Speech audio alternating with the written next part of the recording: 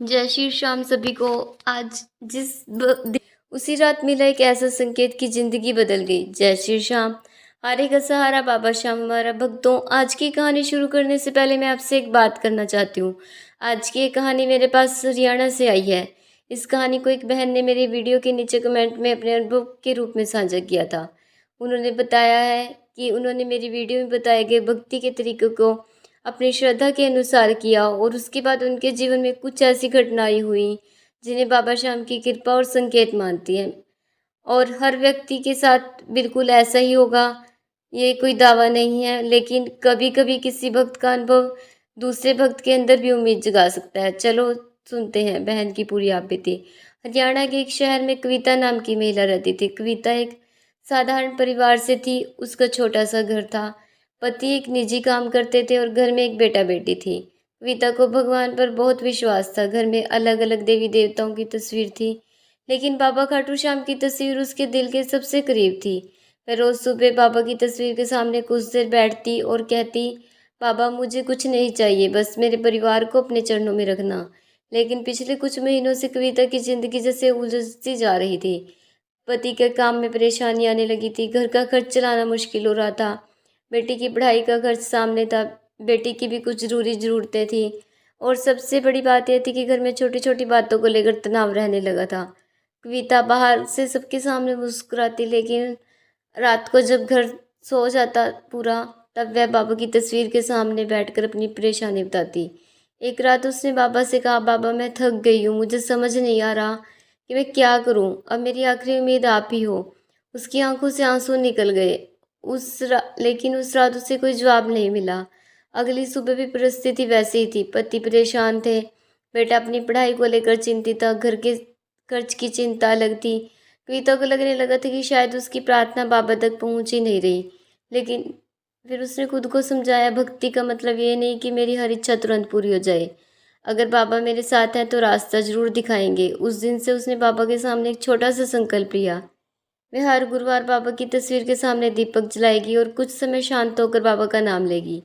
अगला गुरुवार आया। कविता ने सुबह घर साफ किया, स्नान किया, पूजा के स्थान को साफ किया, बाबा श्याम की तस्वीर के सामने दीपक जलाया, फिर हाथ जोड़कर बोली, बाबा मुझे रास्ता दिखाई नहीं दे रहा, आप रास्ता दिखा देना, जो मेरे लिए सही हो वही करना। उसने उस दिन कोई बड़ी इच्छा नहीं मांगी, बस बाबा पर भरोसा किया। कुछ दिन बीते, घर की परेशानी खत्म नहीं हुई, लेकिन कविता के अंदर एक बदलाव सा दिखाई देने लगा। जैसे वह पहले छोटी छोटी बातों पर घबरा जाती थी, वह खुद से कहती, बाबा देख रहे हैं, मुझे अपना प्रयास करते रहना है।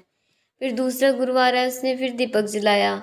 इस बार उसने बाबा के सामने बैठकर परिवार के लिए प्रार्थना की। उसी रात उसके पति को एक पुराने परिचित का फोन आया। उसने कहा उसके पास एक काम का मौका है। काम बहुत बड़ा नहीं था, लेकिन अगर सब ठीक हो रहा हो तो कुछ अतिरिक्त आमदनी हो सकती थी। कविता के पति ने अगले दिन वह काम देखने का फैसला किया। कविता ने मन ही मन कहा, बाबा शायद यही वह रास्ता है। कुछ दिनों में काम शुरू हो गया। पैसे बहुत ज़्यादा नहीं थे, लेकिन घर में थोड़ी राहत आने लगी। कविता को लगा शायद बाबा ने उसकी प्रार्थना सुन ली है। लेकिन कहानी यहीं ख़त्म नहीं होती। कुछ दिनों बाद घर में एक परेशानी और आकर खड़ी हो जाती है। कविता के बेटे की पढ़ाई से जुड़ा एक ज़रूरी काम अटक गया। पहले घर में आर्थिक परेशानी थी, अब यह नई चिंता सामने आ गई। कविता फिर बाबा की तस्वीर के सामने बैठ गई और उसने कहा, बाबा मैंने आपसे कहा था कि जो मेरे लिए सही हो वही करना। मैं फिर से आपके सामने बैठी हूँ और मुझे हिम्मत देना। उस रात उसने पापा के सामने दीपक जलाया। कुछ देर तक आंखें बंद करके उनका नाम लिया। कविता के अनुसार उसी रात उसे एक सपना आया। सपने में उसे एक मंदिर जैसा स्थान दिखाई दिया। बहुत सारे लोग थे। भीड़ के बीच उसे बाबा श्याम की तस्वीर दिखाई दी। वह आगे बढ़ना चाहती थी, लेकिन भीड़ के कारण नहीं जा पा रही थी। तभी उसे ऐसा लगा जैसे कोई उससे कह रहा हो कि घबराना मत, रास्ता बंद नहीं हुआ। इतना सुनते उसकी नींद खुल गई। सुबह उठकर कविता काफ़ी देर तक उस सपने के बारे में सोचती रही। उसने इसे बाबा की कृपा और अपने मन को मिली आशा का संकेत माना। उस दिन उसने एक फैसला किया। वह सिर्फ चमत्कार का इंतजार नहीं करेगी, वह अपनी तरफ से हर संभव प्रयास करेगी। बाबा पर भरोसा रखेगी। यही बात उसकी ज़िंदगी बदलने लगी। और उसने घर के खर्च का हिसाब बनाया, अनावश्यक खर्च कम किए, पति को काम में पूरा सहयोग दिया, बेटे की पढ़ाई के लिए घर में समय तय किया और हर गुरुवार बाबा के सामने दीपक जलाकर प्रार्थना करने लगी। कुछ सप्ताह बाद पति के काम में धीरे धीरे सुधार भी होने लगा। घर का माहौल भी पहले से बेहतर होने लगा। लेकिन कविता के लिए सबसे बड़ा चमत्कार पैसा नहीं था, उसके लिए सबसे बड़ा बदलाव यह था कि उनके घर में उम्मीद वापस आ गई थी। जो पति पहले हर समय तनाव में रहते थे, अब परिवार के साथ बैठकर बात करने लगे। बेटा भी पढ़ाई को लेकर ज्यादा जिम्मेदार हो गया। बेटी घर के छोटे मोटे कामों में माँ का हाथ बटाने लगी। कविता अक्सर बाबा की तस्वीर के सामने बैठकर कहती, बाबा आपने मेरी परेशानी एक दिन में ख़त्म नहीं की, लेकिन आपने मुझे संभालने की ताकत दी, और शायद उसके लिए सबसे बड़ा चमत्कार था। फिर एक दिन कविता ने मेरी वीडियो देखी और वीडियो में बाबा श्याम की भक्ति और गुरुवार को दीपक जलाने से जुड़ी बात कही गई थी। उन्होंने उस वीडियो के नीचे अपना अनुभव लिखा और बताया कि उसने भी उसी तरह अपनी श्रद्धा के अनुसार बाबा के सामने दीपक जलाया, नियमित रूप से प्रार्थना की, और उसके अनुसार इसके बाद धीरे धीरे उनके घर की परिस्थितियां भी बदलने लगी। कविता ने यह लिखा कि इन बदलावों को बाबा श्याम की कृपा मानती है वह। और जब मैंने उसकी बात पढ़ी तो मुझे एक चीज़ सबसे ज़्यादा अच्छी लगी। उसने कहीं यह नहीं कहा कि उसने दीपक जलाया और अगले दिन पैसे वापस आ गए, बल्कि उसने बताया कि उसके अंदर उम्मीद आई। उसने अपने प्रयास बढ़ाए, परिस्थितियाँ धीरे धीरे सुधरती चली गई। भक्तों, यही बात हमें इस कहानी से सीखनी चाहिए। भक्ति का मतलब यह नहीं कि हमें अपना कर्म छोड़ देना चाहिए। भक्ति का मतलब यह भी है कि हर परेशानी तुरंत खत्म हो जाएगी। भक्ति का मतलब मुश्किल समय में उम्मीद बनाए रखना, अपना कर्म करते रहना और मन में सकारात्मक विचार लाना। और अब जानिए गुरुवार का सरल भक्ति उपाय।